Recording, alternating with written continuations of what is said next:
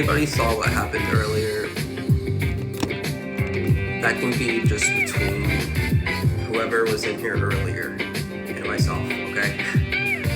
So before I try that again, I'm going to buffer my situation here. The glass I chose last time was apparently not thick enough this time, but I poured boiling water into that glass before and it did not shatter on a live stream, okay? So here's a I do believe this glass will look, and if the glass shatters, guys, I will not be live streaming for an entire week, okay? So welcome everybody to the Holistic Haven. We have just re-arrived after somewhat of a mild catastrophe.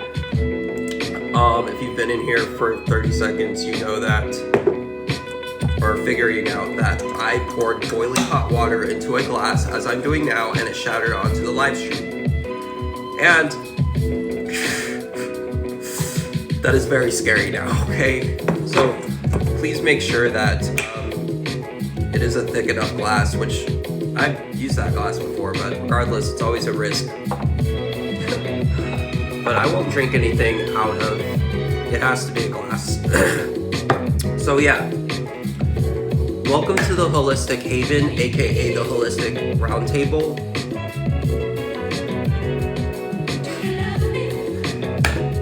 Okay, and due to a slight second degree burn I received earlier, I had one dressing to address myself. One dressing, burn dressing. Typically I will use aloe vera for a burn. Now, I don't have any aloe vera on deck. So right now I have Manuka honey. I didn't know if it would help or not. And I got burned in a very sensitive area. If anybody was here just 5 minutes ago, they did see this. And it was, to be honest, it was hilarious, okay? Which is why I screen record the comments and the entire experience, rebroadcast it to my YouTube channel, OnlyFans619, so we can all laugh again later, okay? So guess what? Manuka honey and burns. Before I go any further, guys,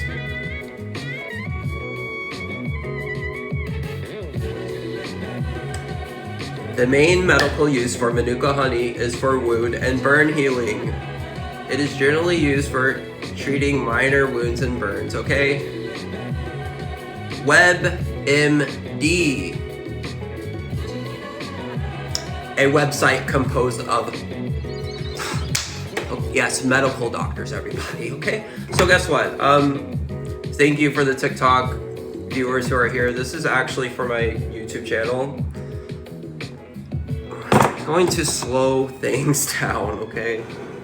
Because they have been waiting for me to, and actually I have been waiting to present to you all the book, The World Peace Diet, which brings a priceless perspective, not only to the planetary crisis confronting us all, but also powerful ways which we can affect it.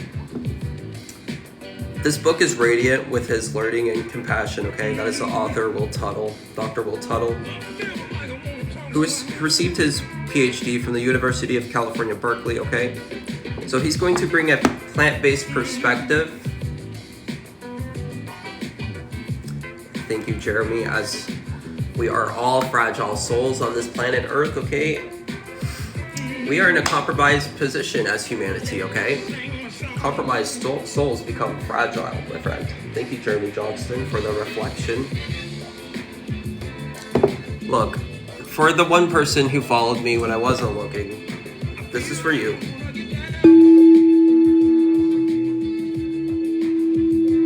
Alright? So, to my holistic warriors, thank you so much, okay?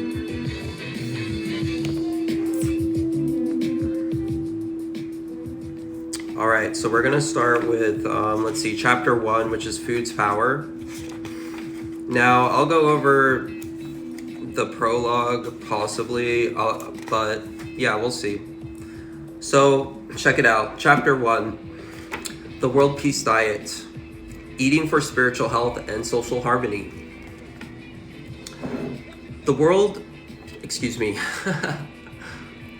Chapter 1, food's power. The world is his who can see through its pretensions. What deafness, what stone-blind custom, what overgrown error you behold. Is there only by sufferance, your sufferance? See it to be a lie, and you have already dealt it a mortal blow. Emerson, okay? Blue. It's okay, Bubba. That's my dog in the background, by the way. His name is Blue. The most violent weapon on earth is the table fork. Mahatma Gandhi. Quiet Waters, thank you for the follow. So, food as metaphor. Since time immemorial, going back at least 2.5 millennia to Pythagoras in Greece, the Old Testament prophets in the ancient Levant and Mahavira and Gautam Buddha in India, as well as later luminaries such as Plato, Plotinus, and the early Christian fathers, social reformers and spiritual teachers have emphasized the importance of attending to our attitudes and practices surrounding food. The fact that these teachings have been aggressively ignored, discounted, and covered up over the centuries is of paramount significance. And if we look deeply into the wounds and attitudes responsible for this cover-up, we will discover liberating truths about our culture and ourselves, and about the way to positive, personal, and planetary transformation. Thank you for the live invites. 333, stay focused.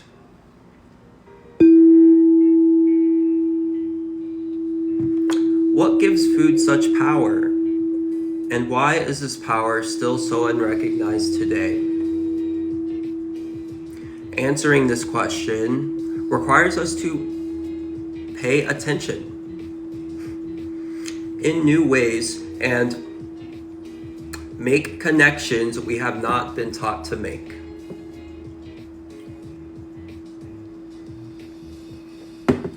A little bit too hot still. Food is not only a fundamental necessity, it is a primary symbol in the shared inner life of every human culture, including our own. It is not hard to see that food is a source and metaphor of life, love, generosity, celebration, pleasure, reassurance, acquisition, and consumption.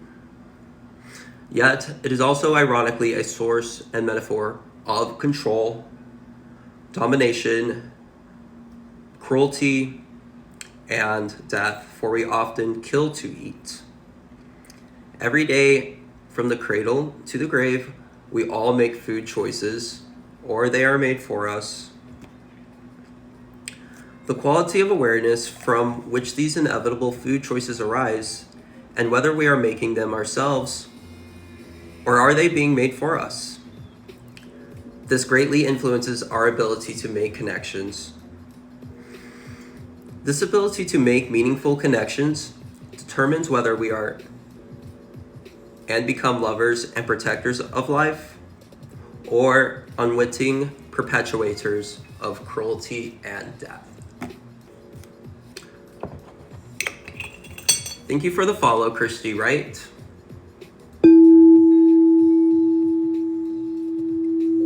We are on chapter 1 of the World Peace Diet. This is food's power. So, I believe that at the deepest levels of our consciousness, we all yearn to achieve authentic spiritual union with the source of being, to experience directly our true nature.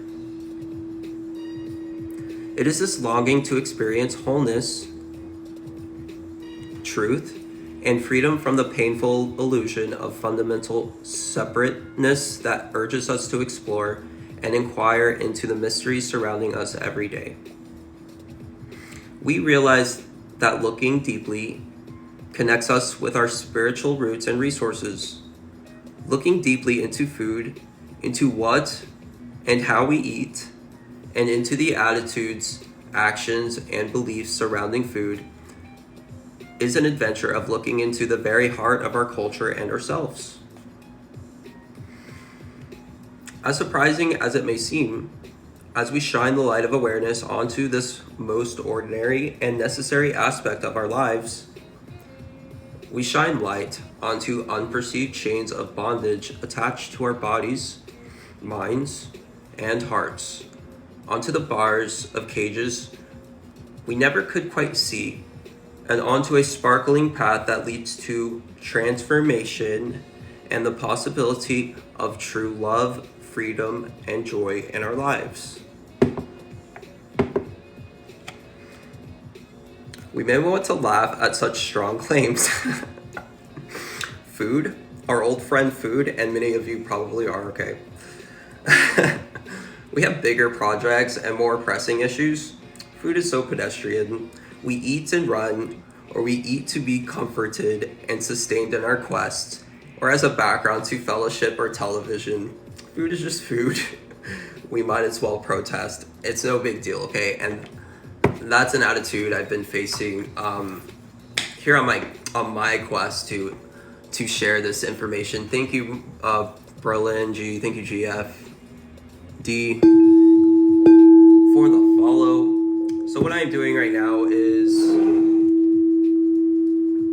presenting chapter 1 of the book, The World Peace Diet, to my YouTube channel. So thank you, TikTok, for joining me. Oregano oil, by the way, if you're dealing with any type of infection, okay? So bear with me while because I forgot to add this skirt, and it's going to be a little too hot, and I'm gonna need this for my voice, all right? Because I'm recovering from a sore throat. So, chapter 1, Food's Power. Welcome, everyone.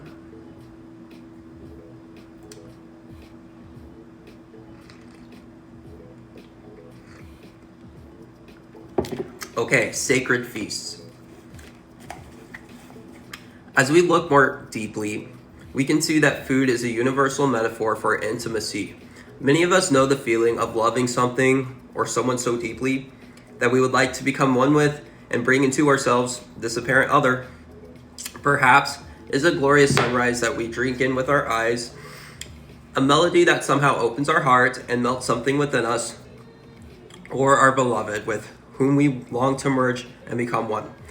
All the arts are conduits for the expression of this deep human longing for unity, but it is only the art of food preparation and eating that this oneness is actually physically achieved.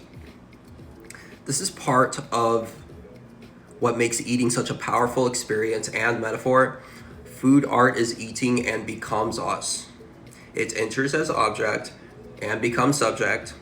What is not me is transformed into me. What an alchemical miracle. It is the same miracle of spiritual illumination and of forgiveness and of love. What is not me, the other, or even the potential enemy, is somehow transmuted by opening and embracing into me or us.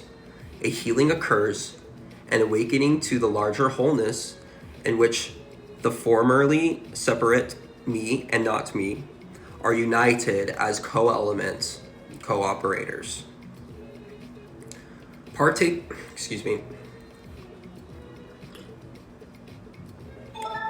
Oregano, that is hard to say.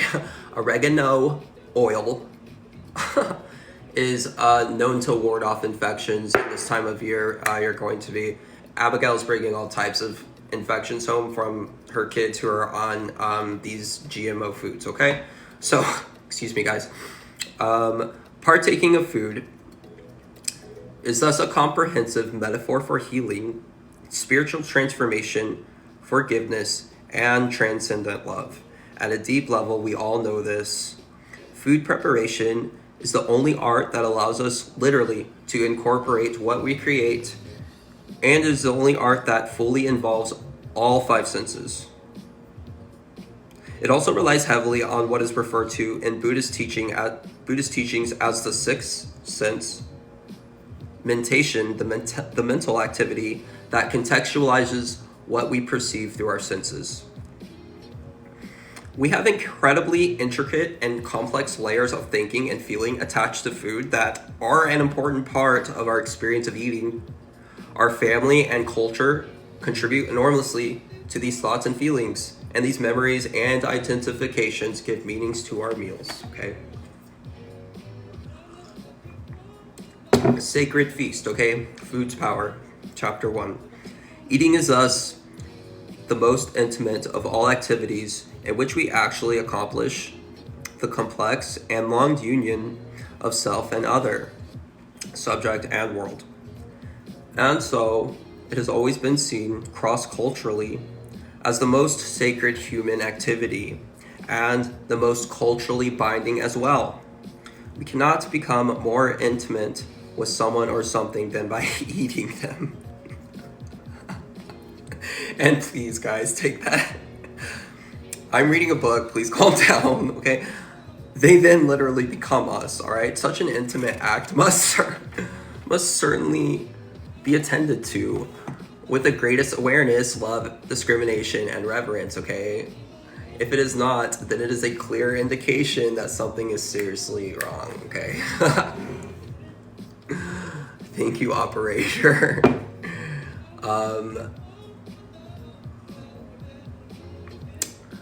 Once we realize that preparing and eating food is humanity's fundamental symbol of intimacy and spiritual transformation, we can begin to understand why sacred feasts are essential to every culture's religious and social life. The metaphor of eating is central to spiritual communion with the divine presence. It is universally recognized that eating food is both a literally and symbolically sacred action. It is directly partaking of the infinite order that transcends our finite lives.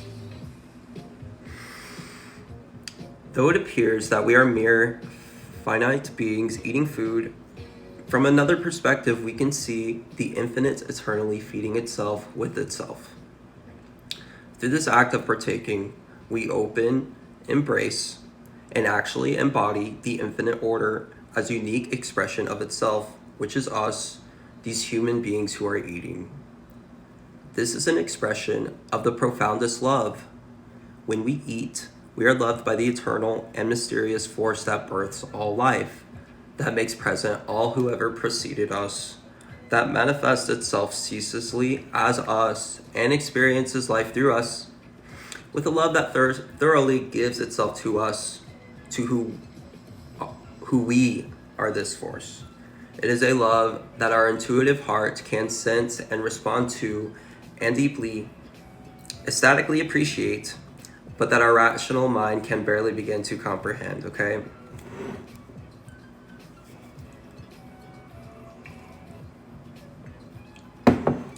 Food, life, and death. What is so simple as eating an apple? And yet, what could be more sacred or profound? When we eat an apple, we are not just eating an apple as a separate thing.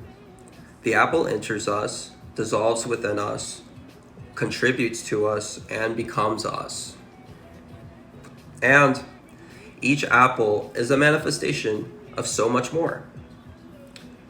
We are eating of the rain and the clouds and all the trees that have gone before to bring this tree into manifestation, and of the tears, sweat, bodies, and breaths of countless generations of animals, plants, and people that have become the rain and soil and wind that feed the apple tree. When we look into one apple, we see the entire universe. All the planets, stars, our sun and moon, the oceans, rivers, forests, fields, and creatures are in this apple. The apple tree is a manifestation of an infinite web of life. And for the tree to exist, every component of the web is vital. The apple is the gift of the tree and of the infinite universe, propagating and celebrating itself through the apple.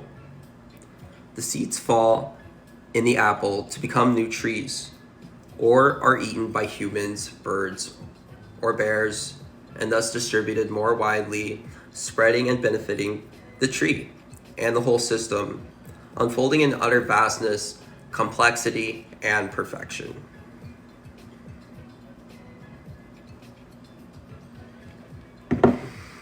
If we become aware of this when we eat an apple, we will know we are loved and nourished, and that we are part of something greater, a mystery so immense and benevolent and exciting that we can only be touched by the sense of sacredness. In virtually all societies, the times when we pause to remember the source of our life and to consciously connect with the greatest mystery are at death, with funerals, and at meals, with grace and prayers. Eating an apple with awareness can be a sacred feast, and yet it is usually done casually while we are preoccupied with something else.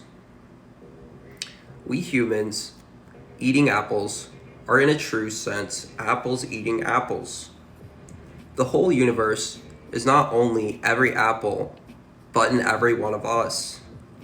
In eating, we see that there are no fundamentally separate things at all, but only processes. All things partake of each other, ever changing, and are eventually eating by the process and by time. The great devourer. Food is a source and metaphor of the flow of life into death and of death into life.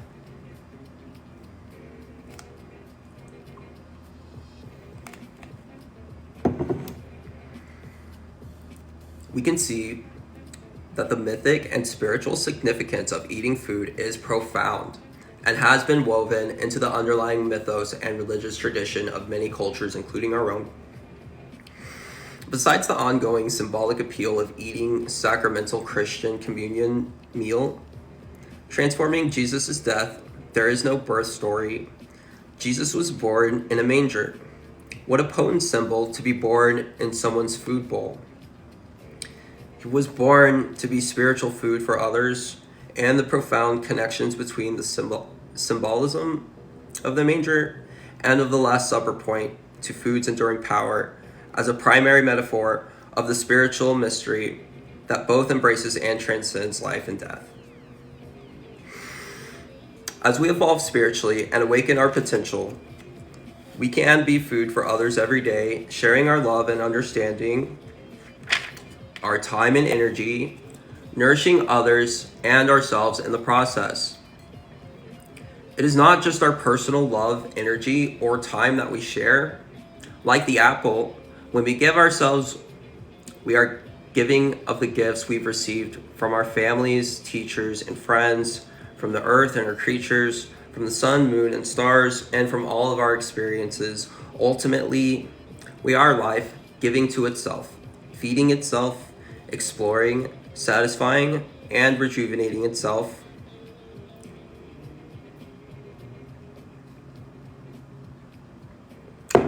If we live well, we feed many with the most nourishing food, the fruits of compassion and wisdom. In the end, more than needing food for the journey, we can discover that we are the food for each other's journey, and that our deepest need and joy is not merely to consume, but to be this nourishing food for others. We are all born in a symbolic manger to be spiritual food for others, and we are called to discover our unique way of contributing. Is it so surprising that something so mundane as eating apples appears to be could yet occupy the central place of power in our cultural and spiritual lives?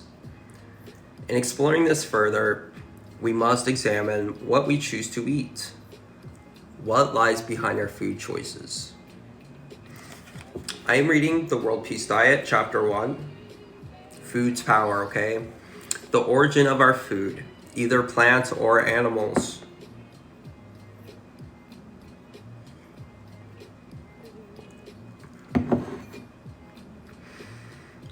In our culture, the distinction between food items that come from animals and those that come from plants is sometimes deliberately blurred and overlooked. In explicitly recognizing the obvious, though, we empower ourselves to understand more deeply. Food of plant origin is most often the fruits and seeds that are freely released from certain plants. For example, grains such as wheat, oats, rice, corn, barley, quinoa, rye, and millet are the seeds and fruits of cereal grasses.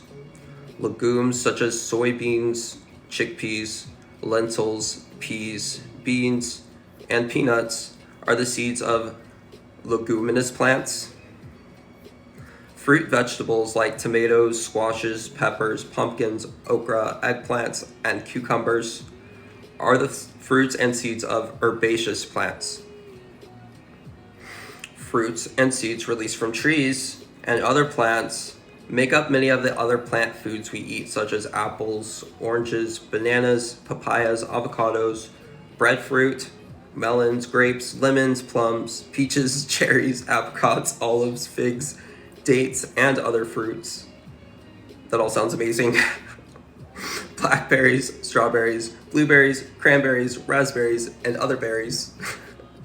Pecans, walnuts, hazelnuts, macadamias, cashews, almonds, coconuts, and other nuts.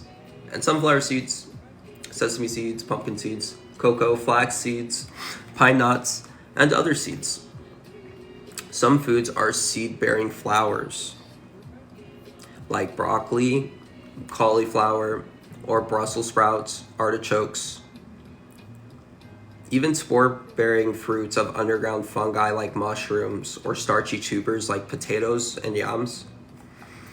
A few are roots like carrots and beets, or leaves like chard cabbage and lettuce, or stalks like asparagus, celery, and sugarcane. Behind the plant foods on our plates, we see orchards and gardens, fields, forests, and seasons, and people nurturing and tending plants. If they are organically grown with sustainable and small-scale methods, we see the beauty and abundance of the earth yielding delicious and healthy foods to hands that practice caring and work in harmony with nature's rhythms. Looking deeply, we see that there is very little suffering caused by eating these foods. Okay, plant-based foods. Most plants and fruits and seeds released from grasses, herbs, trees, vines, and other plants. In addition, unlike animals, which are mobile and thus need a nervous system with pain receptors to help them avoid self-damaging behaviors, plants have nothing to analyze to a physical nervous system, plants have nothing analogous to a physical nervous system or even pain receptors. Since they are not rooted, since they are rooted and stationary, there is no reason for nature to grant or evolve mechanisms that would help them by allowing them to feel pain. So food of animal origin is either the actual flesh and organs of dead animals or animal excretions appropriated for food. In the former class of foods,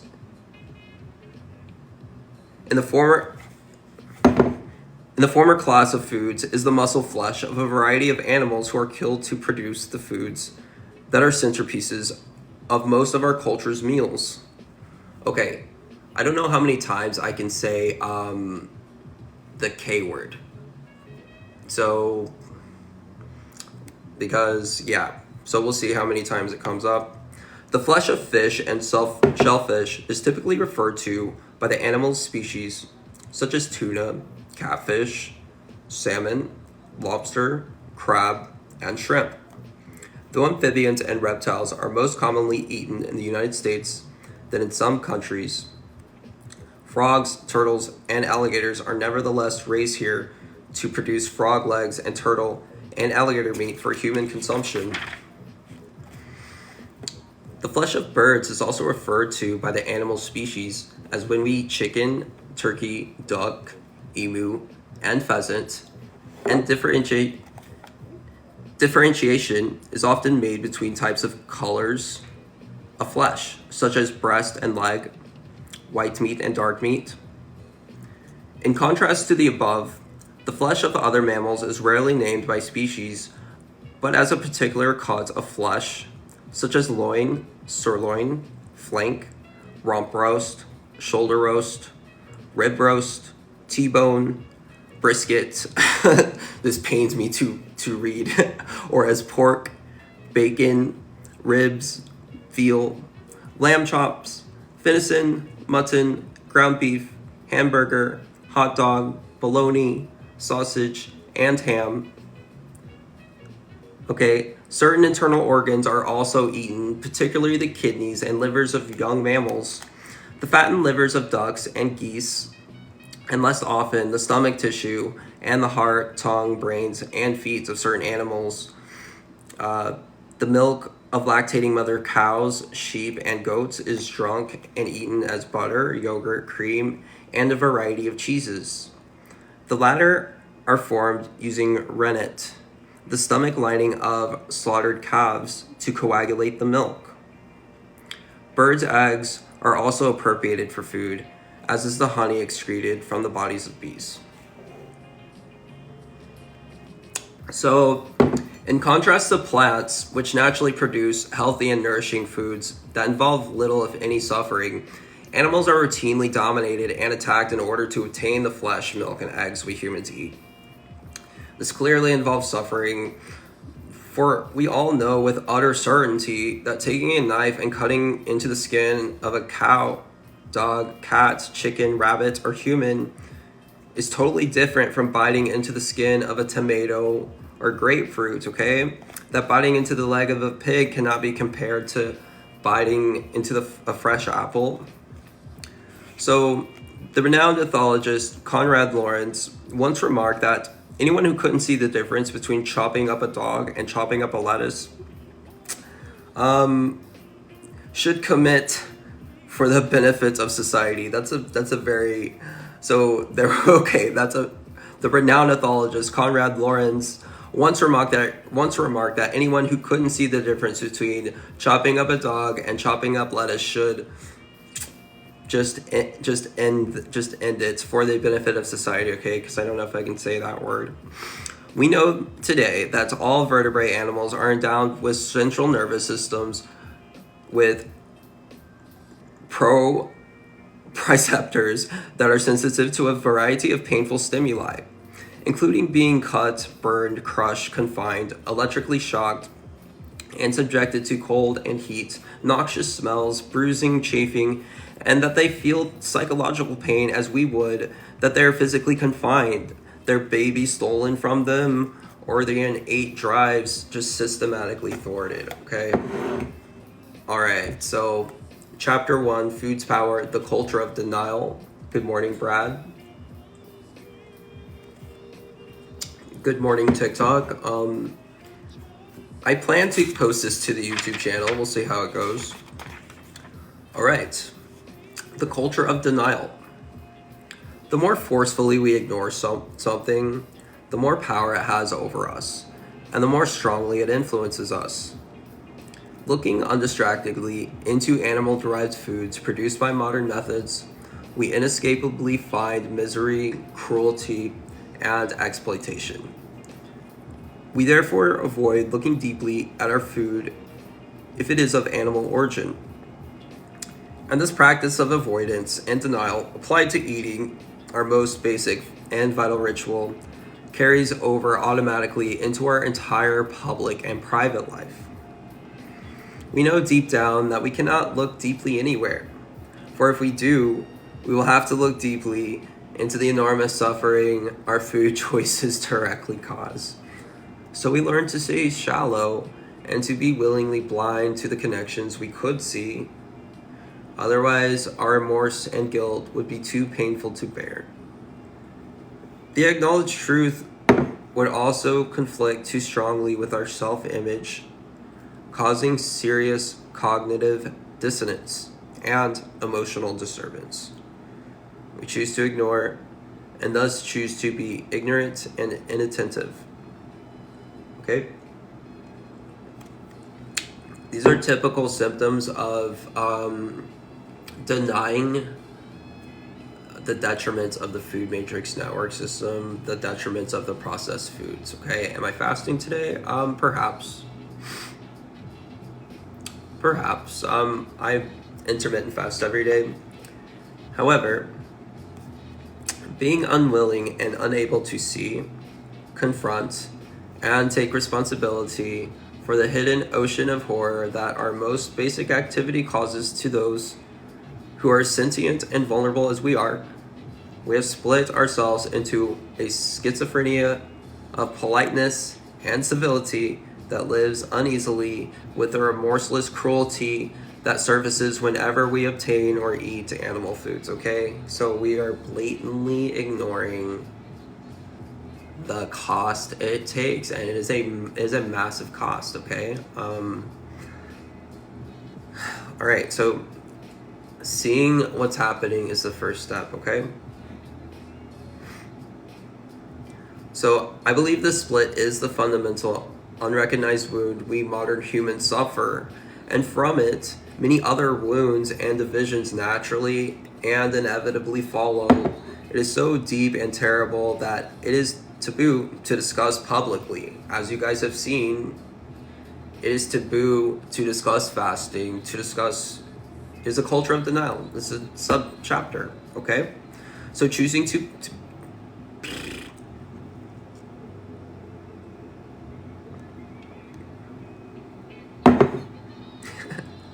choosing to be blind to what we eat.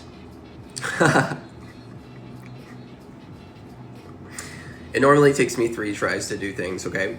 Choosing to be blind to what we are actually doing when we shop for, prepare, and eat food.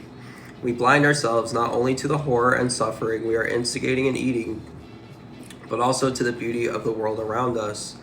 This acquired inability to actually see and appreciate the overwhelming loveliness of this earth allows us to ravage forests and oceans and systematically destroy the natural world, becoming insensitive to the pain we cause daily to defenseless animals.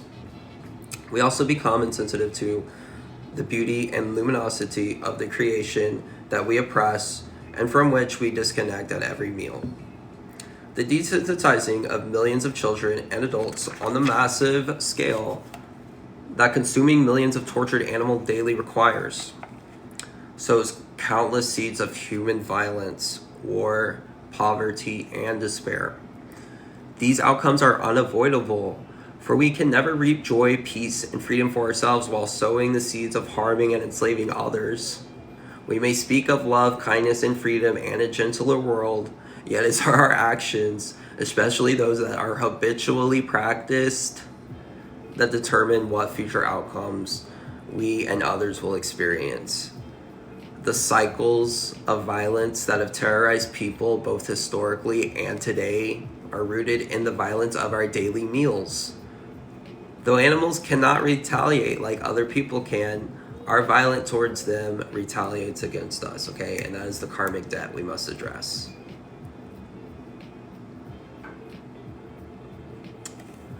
So, inheriting cruelty, subchapter of food's power.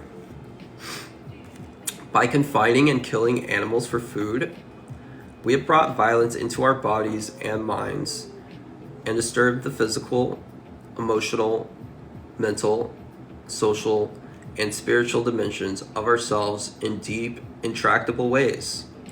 Our meals require us to eat like predators, and thus to see ourselves as such, cultivating and justifying predatory behaviors and institutions that are the antithesis of the inclusiveness and kindness that accompany spiritual growth.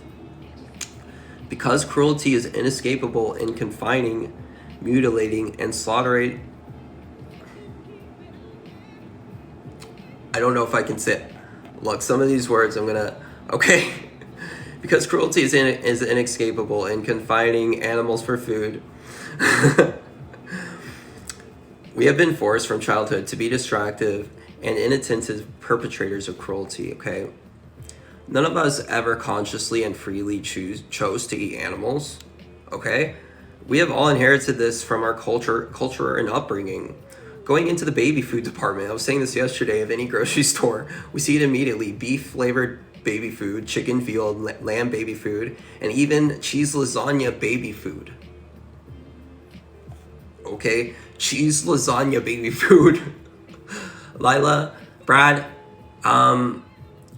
future babies, if you ever see cheese lasagna baby food, drop it on the floor so no one else has to eat it, okay?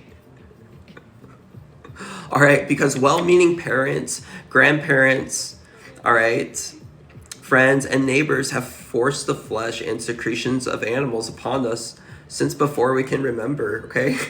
As if we had no idea what veal, turkey, egg, or beef actually were, or where they came from. All right? So we don't know what horror is visited upon helpless creatures in order to create the easily available concoctions being spoon-fed into our little teething mouths. We find out slowly, and by the time we do, the cruelty and perversity involved seem natural and normal. We are never told that we humans are not designed to eat the large quantities of animal foods typical of our culture.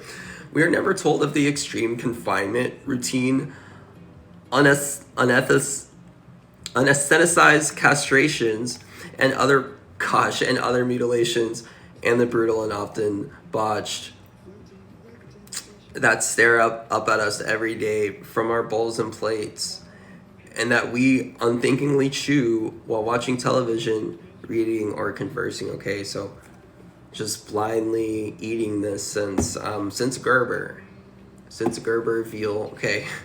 Thus, our deepest and most blessed connection with the earth and with the mystery of infinite spiritual consciousness, our daily meals, have become rituals of distraction and repressed sensitivity and guilt, rather than rituals of heart-opening gratitude, connectedness, blessedness, and love.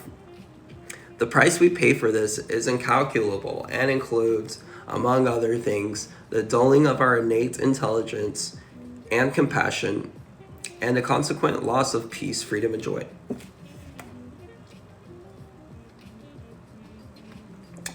Thank you so much, Brad. I appreciate you. The withering of intelligence, or IQ level, as I refer to it. Okay. So what I constantly refer to on this channel many times, IQ is the ability to make meaningful connections, and this is true for all living systems, such as humans, animals, communities, and societies.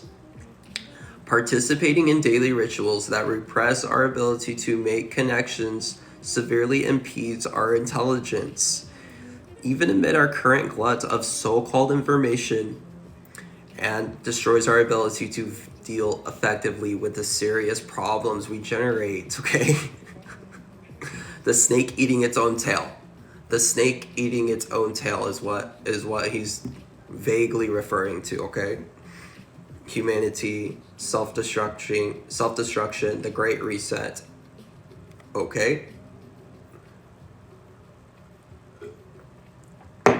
Because we are adept at disconnecting from the suffering we impose on animals, we naturally and inevitably become adept at disconnecting from the suffering we impose on hungry people, living biosystems, war-ravaged communities, and future generations.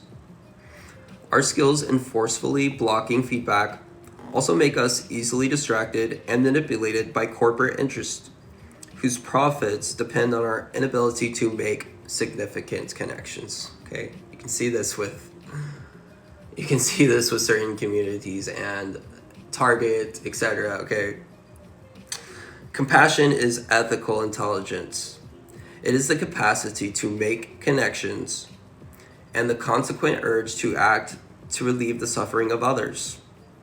Like cognitive intelligence, it is suppressed by the practice of eating animals.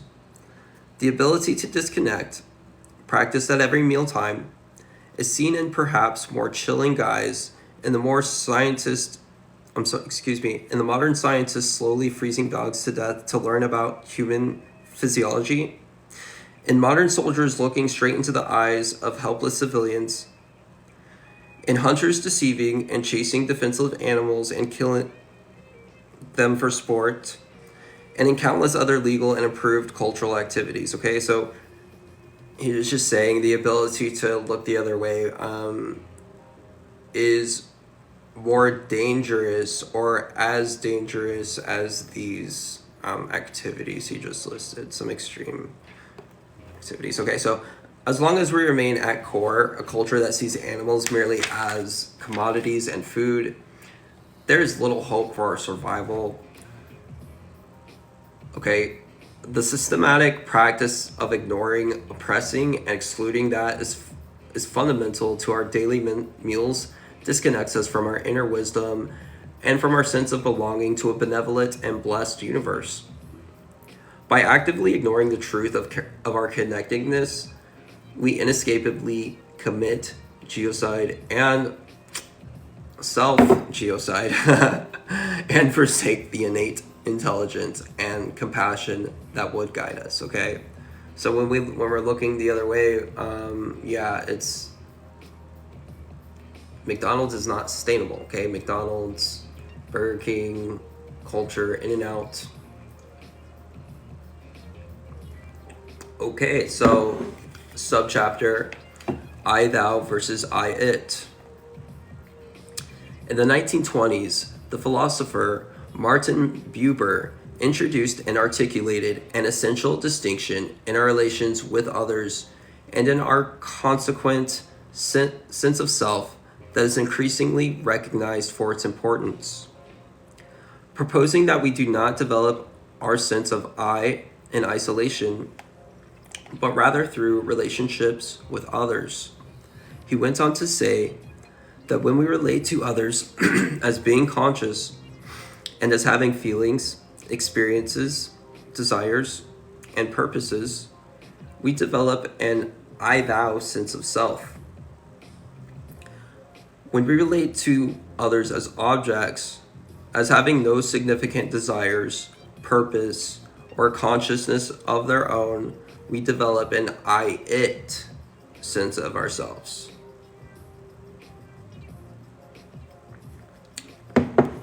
Cultivating an I-thou sense of self, we cultivate respect and sensitivity towards others and ourselves.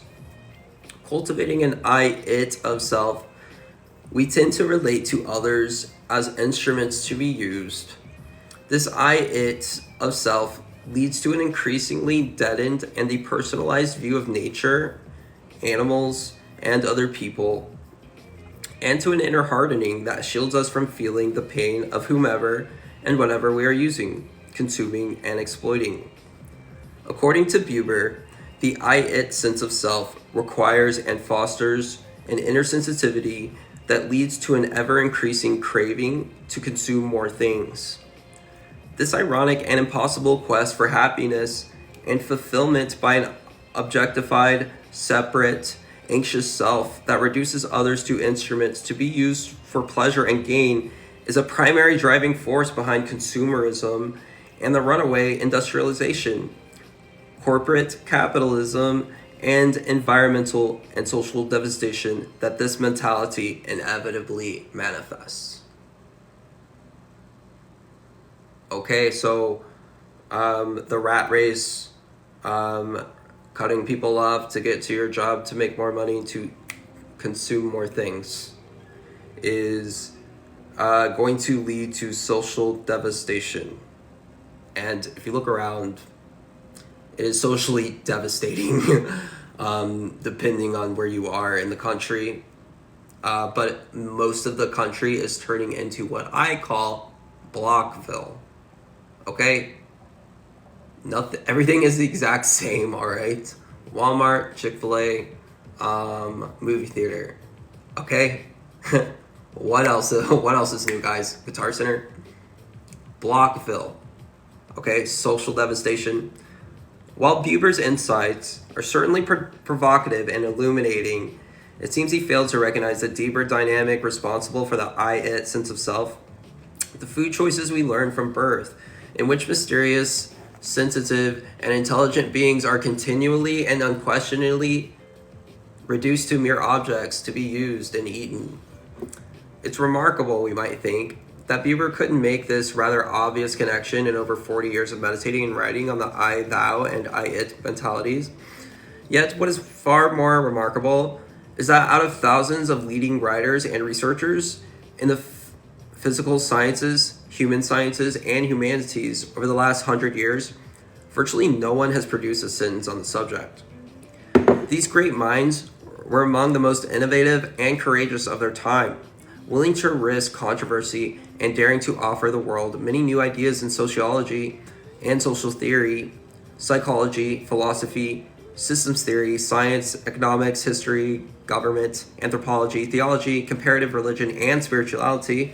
How could something so central and obvious to our lives and thinking, our treatment of animals for food, go ignored, okay, and invisible for so long, all right? Even the thought leaders back then would overlook this issue, okay? So it's eerie to contemplate the mountains of books, articles, essays, lectures, and documentaries produced by and about the great minds of modernity, and to realize how unmentionable this subject is. The idea that our routine violence against animals for food could be a primary driving force behind human suffering and war has managed to remain virtually completely unthinkable to this day. Over your head. That means that the idea of using animals for food contributes to human suffering on a day-to-day basis, guys. Okay? This idea goes over everyone's head. Cool. Even the more radical and contemporary voices have been unwilling or unable to seriously address this subject. Okay? As have virtually all the current writers and leaders in the human potential, spiritual, environmental, social justice, holistic health, and peace movements. Okay, more coming out now.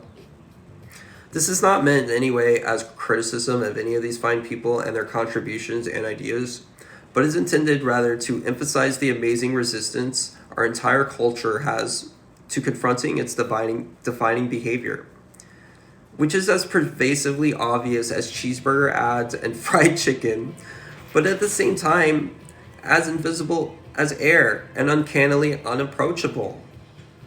That is because we are ignoring the elephant in the room. We are ignoring the elephant in the room, Brad. The elephant in the room is the KFC on every block.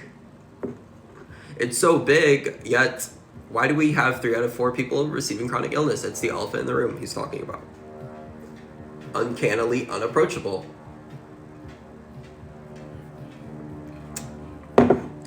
Okay, so that is because, Brad, that is because we have all agreed at all costs this truth must be ignored, all right? This truth must be ignored.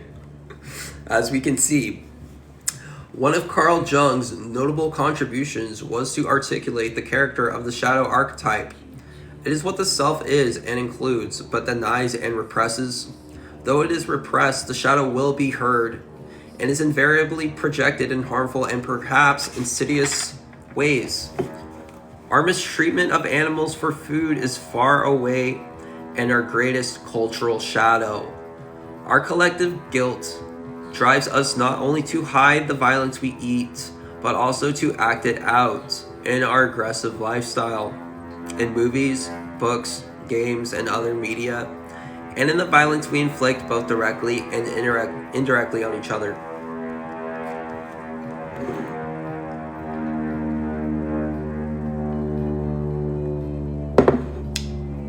Okay, let's see if there's any more hot water in here, hopefully.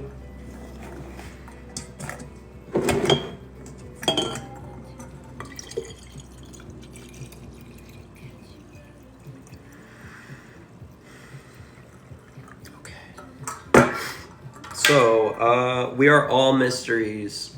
Subchapter, Food's Power. The World Peace Diet. Chapter 1.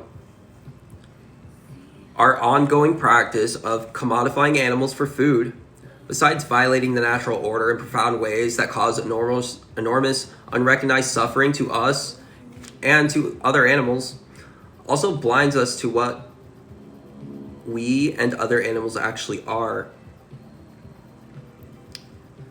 We are, if we reduce ourselves to the status of mere material entities that are born, live a while, and die. Like other animals, we are not fundamentally physical beings. We are essentially consciousness. We are all expressions of the infinite creative mystery force that bursts and sustains the universes of manifestation. And our bodies and minds are sacred, as are the bodies and minds of all creatures. Like us, animals have feelings and yearnings. They nest, mate, hunger, and are conscious subjects of their lives. They make every effort, as we do, to avoid pain and death and to do what brings them happiness and fulfillment. What we human beings are fundamentally is an enormous mystery. The institutions of science, religion, education, and government have done very little, ultimately, to reveal to us in any profound or transformational way what we humans essentially are. We remain perhaps as mysterious to ourselves as we were in the days of Moses, Buddha, Confucius, and Jesus. Some may argue that we know more and have certainly evolved more. Others may argue that we know less of what is truly vital and are more distracted and benighted than in earlier times. No one can argue that we are not mysteries to ourselves.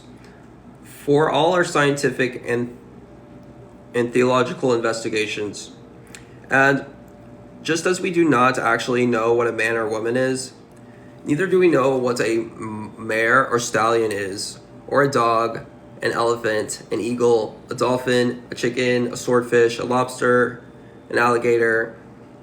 Okay? They are all utterly mysterious to us, perhaps even more mysterious than we are to ourselves. They are truly others, and this essential understanding should create in us a sense of humility, wonder, and respect. Unfortunately, though, we invent mental categories for the infinitely mysterious beings we encounter, such as blacks, slaves, and pagans, or food, animals, game, pests, and laboratory animals. These categories, and the violence with which we treat the magnificent beings thus categorized, do not fundamentally change or cheapen that sacred and enigmatic nature. They only cloud and enslave our minds with the distorted thinking born of our exclusionary and self-serving attitude. The light of the infinite spiritual source of all life shines in all creatures. By seeing and recognizing this light in others, we free both them and ourselves. This is love. Failing to see it, often because we had never experienced others seeing it in us, we imprison ourselves, mistaking the confines of the shallows for the deep and free.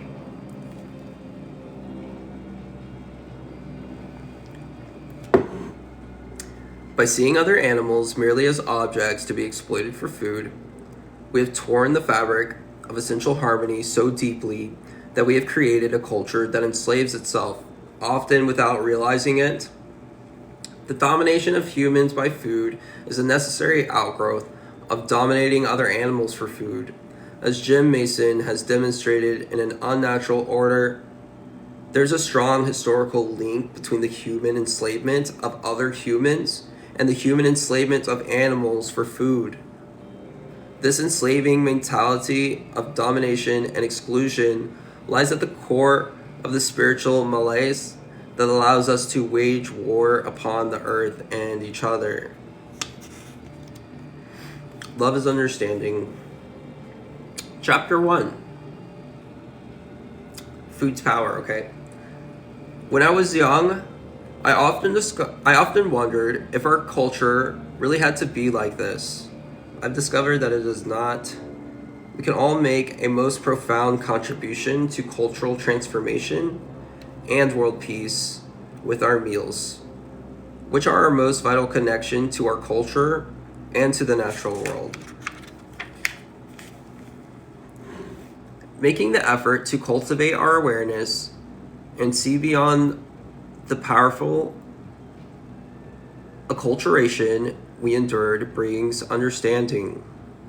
Healing, grace, and freedom come from understanding. Love understands. From understanding, we can embrace our responsibility and become a force for blessing the world with our lives, rather than perpetuating disconnectedness and cruelty by proxy or association. With awareness, our behavior naturally changes, and individual changes in behavior rippling through the web of relationships can lead to social transformation and bring new dimensions of freedom, joy, and creativity to everyone. It all begins with our most intimate and far-reaching connection with the natural order, our most primary spiritual symbol, and our most fundamental social ritual: eating. Okay? And thank you. I don't know who stayed for that, but I'm gonna repost that chapter 1 and the rest. That was the first book I've actually read out loud, or chapter out loud, in a long time. So I'm gonna watch that back and see. But okay, guys, there was a lot of information that he went over in Food's Power, just kind of shining the awareness on the topic. Okay, thank you Terpene Tim, thank you Lola Shirley, thank you Wendy. Yeah, I appreciate the support. You guys are welcome. So I'm gonna repost that. And the next chapter is chapter 2, Our Culture's Roots. And it talks about the herding culture. All right, this is when wars started to become prevalent.